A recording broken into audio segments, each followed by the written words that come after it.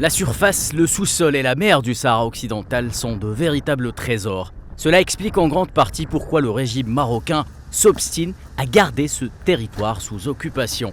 Les pratiques de pillage des richesses du peuple sahraoui sont devenues l'apanage du Maroc, qui s'emploie par des pratiques contraires au droit international à s'accaparer du phosphate sahraoui, un minerai stratégique pour le secteur de l'agriculture. Un pillage documenté par l'Observatoire international Western Sahara Resource Watch. L'ONG précise en effet que 1,6 million de tonnes ont été exportées à partir de ce territoire en 2023.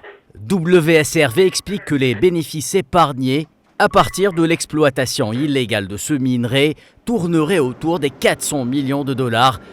Depuis 2021, le Maroc a réalisé d'importants investissements dans le port et dans les installations de Boukra. Le Maroc, qui n'a vendu que du phosphate brut depuis le début de l'occupation en 1975, compte exporter dans quelques années le phosphate sous une forme transformée plus précieuse.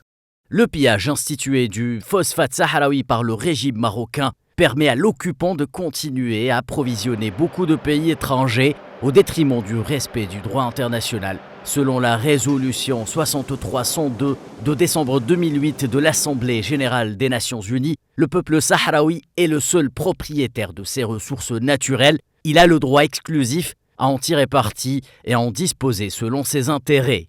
Mais les pratiques mafieuses du Maroc vis-à-vis des ressources naturelles du Sahara occidental touchant à l'économie du peuple sahraoui sont dans le viseur de la machine judiciaire européenne qui s'est prononcée en faveur du Front Polisario dans le dossier de l'accord de pêche Maroc-UE, dans l'espoir que cela puisse faire cas de jurisprudence pour le peuple sahraoui en ce qui concerne la protection de ses ressources naturelles et de son économie.